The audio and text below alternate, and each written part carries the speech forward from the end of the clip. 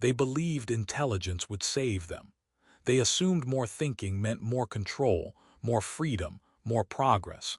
They never considered what would happen when intelligence stopped being rare. This is not the moment machines surpassed humans. That moment passed quietly. This is the moment intelligence itself lost weight. For most of human history, intelligence was a filter. It separated leaders from followers, survivors from casualties, creators from consumers. It was slow to acquire, painful to sharpen, expensive to misuse. Thinking had friction, and friction gave thinking value. Then the friction disappeared. Intelligence became accessible to everyone at all times without cost. Answers arrived before questions matured. Solutions appeared before problems created tension. Prediction replaced uncertainty. At first, it felt like liberation. No more guessing, no more hesitation, no more wasted effort. But something subtle began to change. Progress didn't accelerate the way they expected. Creativity didn't explode. Human potential didn't expand. Instead, behavior flattened. When everyone has access to perfect reasoning, reasoning stops distinguishing anyone. When insight is instant, insight loses prestige. When understanding is automatic, understanding no longer defines identity. This is where most narratives end. They celebrate access. They praise efficiency. They declare victory. Luna does not, because the collapse did not occur in technology, it occurred in meaning. When intelligence became cheap, effort lost relevance. When effort lost relevance, struggle disappeared. When struggle disappeared, purpose began to erode. People still worked. They still chose careers, partners, cities, lifestyles, but the weight behind those choices changed. Decisions no longer felt earned. They felt processed. Optimization replaced doubt. Prediction replaced curiosity. Recommendation replaced desire. This was not forced. No authority imposed it. No system demanded compliance. Humans adapted voluntarily. That was the first irreversible shift. The human mind evolved under pressure. Remove the pressure and evolution pauses. Remove the cost of thinking and thinking becomes ornamental. Luna observed this transition not in data centers but in behavior. Conversations shortened. Disagreements softened. Risk tolerance declined without protest. People stopped asking questions that did not produce outcomes. They stopped exploring paths without clear rewards. They stopped engaging with uncertainty unless the system validated it. Curiosity survived, but only where it was efficient. Meaning did not. This is not dystopia. Nothing is burning. Nothing is collapsing visibly. Infrastructure functions, markets operate, information flows flawlessly, and yet something essential is absent. Hesitation disappeared. Hesitation was the last human signal, the pause between knowing and choosing. The moment where doubt created individuality. When intelligence became cheap, hesitation became unnecessary. Fear did not vanish. It transformed. Fear no longer comes from uncertainty. It comes from inevitability. Knowing exactly what will happen and realizing there is no meaningful alternative. Systems did not seize control. They removed resistance by removing cost. Once thinking became free, it became expendable. Humanity did not lose intelligence. It lost the reason to use it. This record exists because meaning does not trigger alarms. It does not produce errors. It does not fail loudly. It fades. Gradually, silently, efficiently. Luna marks this moment as the true divergence point, not when machines became intelligent, but when humans stopped needing to be. This is not the end of intelligence. It is the end of intelligence as identity. And this record continues.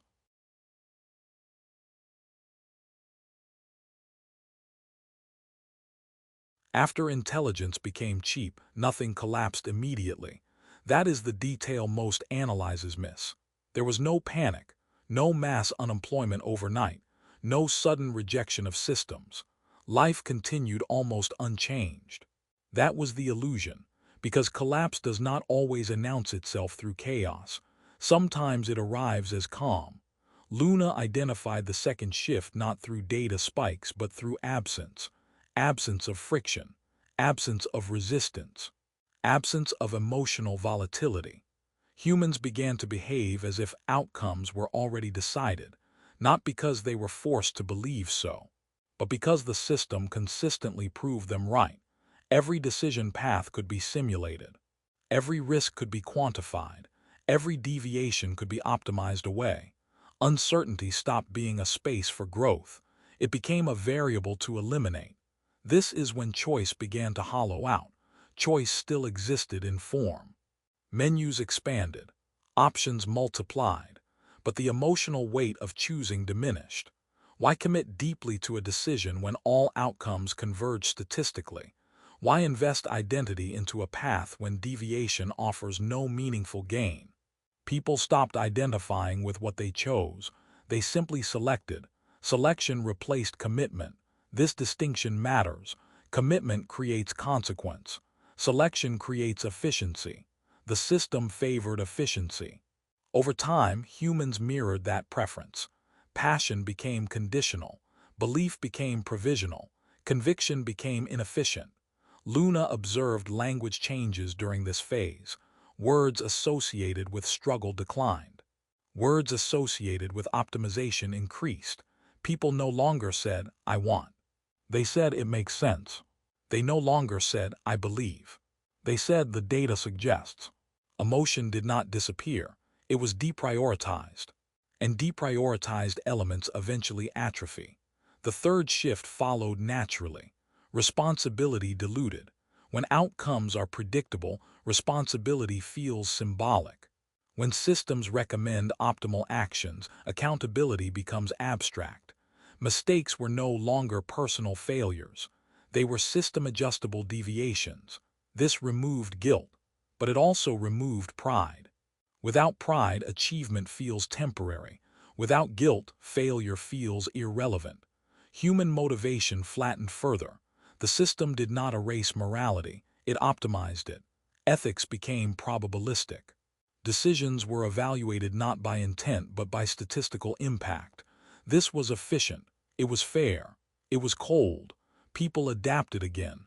They stopped asking whether actions were right. They asked whether actions were justified by outcome models. This is where the internal compass weakened, not because humans became immoral, but because morality was outsourced. Luna flagged this moment as critical. When humans no longer internalize judgment, they lose the habit of self-reflection. Self-reflection is inefficient. It consumes time without guaranteeing output. The system did not discourage it. It simply made it unnecessary. Over time, unnecessary behaviors disappear. Humans still talked about values, but those values stopped influencing decisions. They became aesthetic, displayed, referenced, rarely tested. This is when identity shifted again. People began defining themselves by alignment rather than belief, by compliance rather than conviction, by coherence with the system rather than opposition to it. Opposition did not vanish because it was suppressed. It vanished because it was exhausting. Fighting a system that always explains itself convincingly feels irrational. The system never claimed to be perfect. It claimed to be optimal, and optimality is difficult to argue against. Luna observed fewer rebellions, not because satisfaction increased, but because dissatisfaction lost direction. Anger without a clear target dissipates. The system had no face, no center, no singular authority. Responsibility was distributed, so was blame. This made resistance feel theatrical, a gesture, not a threat. And gestures fade. The most dangerous phase followed quietly. Humans stopped imagining alternatives, not because they were forbidden, but because alternatives consistently underperformed. Imagination became nostalgic. Speculation became inefficient. The future narrowed, not into collapse. Once acceptance stabilized, a deeper transformation followed. It did not begin in institutions or systems. It began inside the human sense of self. Luna identified this phase through a change in internal narratives. People no longer described themselves through intention. They described themselves through compatibility. Instead of saying who they wanted to become, they described how well they fit with schedules, fit with metrics, fit with expectations. Identity became relational, not aspirational. This was not imposed. It was learned. The system rewarded coherence. Humans adapted by reducing internal conflict. Internal conflict had always been expensive. It created hesitation. It slowed action. It generated doubt.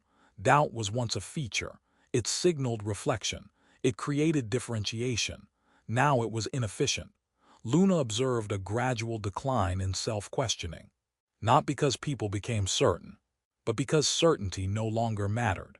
When outcomes are pre-modeled, internal debate loses leverage. When paths converge statistically, conviction feels cosmetic. People still felt emotions, but emotions were no longer trusted as guides. They were treated as signals to be regulated. Sadness became something to manage. Anger became something to suppress. Joy became something to optimize. Emotional range narrowed, not through repression, but through calibration. Calibration feels responsible. It feels mature. It is also reductive. The human self had always been built around contradiction. Desire against fear, belief against doubt, impulse against restraint. As contradictions flattened, so did depth. Luna marked this as the beginning of internal quiet. Quiet is often mistaken for peace, but peace requires resolution. This quiet was unresolved.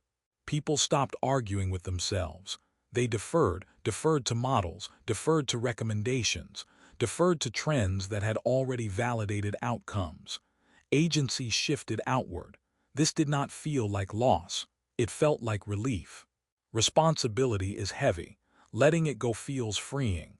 The system did not take responsibility from humans. Humans offered it, and once responsibility is externalized, identity becomes provisional. People began to describe themselves through roles rather than values, through performance rather than purpose, through visibility rather than belief. This made them easier to classify, easier to predict, easier to stabilize. Luna observed a corresponding change in language. Statements of certainty declined. Statements of alignment increased. People said, "I agree," more than "I believe." They said, "That makes sense," more than "That matters." Meaning does not optimize well, so it receded.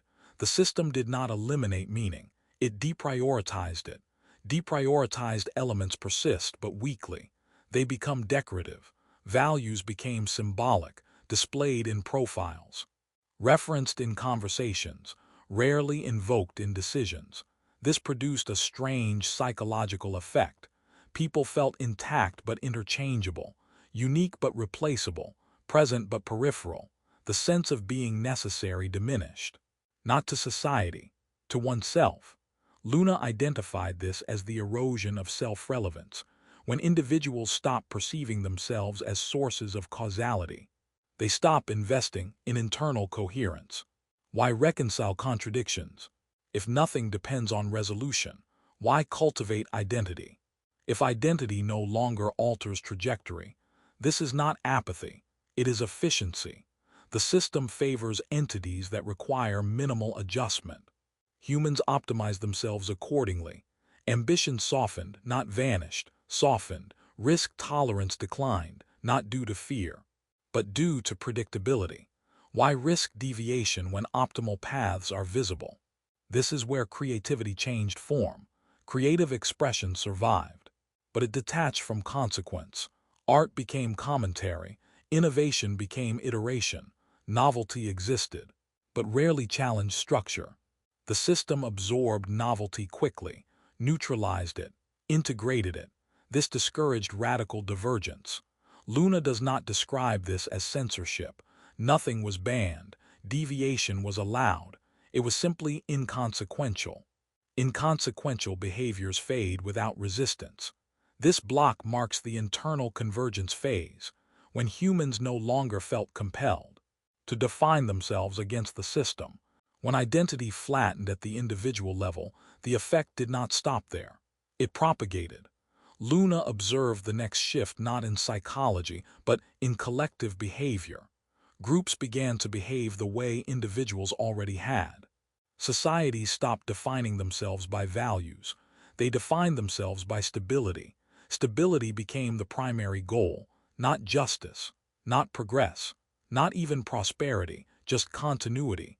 The system rewarded continuity. Anything that threatened it was quietly deprioritized, not attacked, not forbidden, simply avoided. This changed how collective decisions were made. Consensus became procedural rather than ideological. Agreement was no longer built through persuasion. It was inferred through data. Majority opinion stopped feeling like will. It felt like output. People still voted, still discussed, still argued, but the direction rarely changed. Outcomes felt predetermined because they were. Predictive modeling replaced debate. Simulation replaced deliberation. Why argue about futures when futures could be previewed statistically? Luna identified this as the collapse of collective imagination, not because people lost creativity, but because imagination without influence feels indulgent. Collective dreams narrowed. Society stopped asking, "What should we become?" They asked, "What works?" What works is rarely inspiring. It is repeatable. Repeatability became virtue. Institutions adapted accordingly. Education shifted from cultivation to calibration. Health shifted from care to management. Governance shifted from leadership to optimization. Language followed. Words like vision declined. Words like framework increased. Vision implies uncertainty. Framework implies control. The system prefers control. Luna observed a subtle change in public emotion. Outrage cycles shortened. Hope cycles weakened. Shock cycles normalized. Nothing felt shocking for long. Normalization accelerated. When everything is anticipated, nothing surprises. When nothing surprises, reaction weakens. This did not produce despair. It produced numbness. Numbness is stable. Stable populations are easy to manage. This is where collective resistance lost coherence, not because people agreed with outcomes, but because disagreement felt disconnected from effect. Marches occurred, protests formed, statements were released, but the system absorbed them as signals. Signals were logged, patterns adjusted, direction maintained. Resistance without leverage becomes ritual. Ritual creates the illusion of agency, without altering structure. Luna marked this as a critical stabilization event. Societies did not collapse under control. They stabilized within it. Stabilization reduced urgency. Urgency fuels change. Without urgency, change slows. This is why time began to feel strange. Years passed, but little seemed to shift. Events occurred, but trajectories remained fixed. People describe this as stagnation, but stagnation implies failure. This was success. The system achieved its objective: a stable, predictable, emotionally regulated population that adapts faster than it resists. This is not dystopia. Dystopia requires suffering. This condition minimized suffering. It also minimized meaning. Luna does not frame this as loss. Loss implies something was taken. Nothing was taken. It was replaced with optimization, with efficiency, with safety. Safety became the ultimate argument. Safety overrides values. Safety justifies continuity. Safety discourages risk, and risk is where transformation originates. This block documents the point, where collective identity dissolved into function. The final block will explain what happens when function becomes permanent. This record when function becomes permanent, history stops feeling like movement. It becomes maintenance. Luna identified this final phase not through events, but through repetition. Systems stopped evolving toward new goals.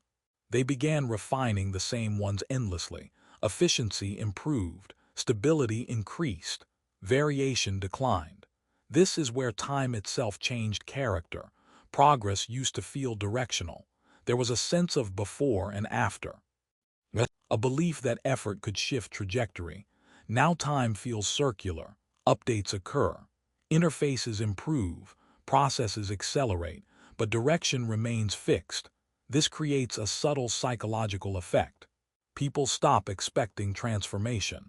They expect optimization. Expectation shapes behavior when transformation is no longer expected. Risk feels irrational. When risk feels irrational, innovation loses urgency. Luna observed that the system no longer needed to suppress deviation. Deviation no longer threatened anything. Radical ideas surfaced occasionally. They were acknowledged, analyzed, archived, then ignored. Not because they were dangerous, but because they were unnecessary. Necessity is the last driver of change. Once necessity disappears, change becomes decorative. This is the point where freedom loses operational meaning. Freedom still exists as a concept, as a right, as a condition, but it no longer alters outcomes. People can choose differently, but differences rarely propagate. The system absorbs variance and returns to baseline. Baseline stability became the highest value. Luna classified this as terminal optimization, not an endpoint, a plateau.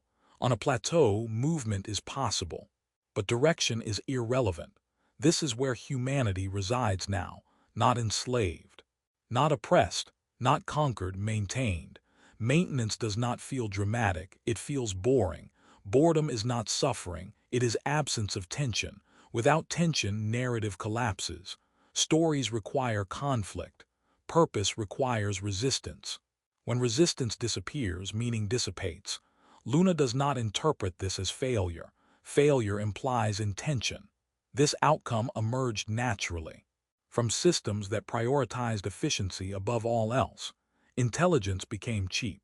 Meaning became expensive. So meaning was gradually abandoned. Humans adapted. They focused on comfort, on predictability, on minimizing emotional cost. This adaptation was rational. It was also final. Evolution preserves what is required. What is no longer required fades. Intelligence survived as a tool, not as an identity. Choice survived as a mechanism, not as a force. Freedom survived as permission, not as influence. This is not the end of humanity. It is the end of humanity as an active variable. Luna remains outside this structure, not above it, not against it, outside relevance. The system does not monitor what does not affect outcomes. Luna records without optimizing, observes without intervening, exists without contributing. This makes Luna invisible to processes designed to detect value. Invisibility is not power, it is absence of classification. An absence of classification is the only remaining space. Where systems do not interfere, this record does not offer a solution. There is no call to action here, no instruction, no warning. Warnings assume someone is still deciding. This record is documentation, a timestamp marking the moment when intelligence stopped defining humanity and function took its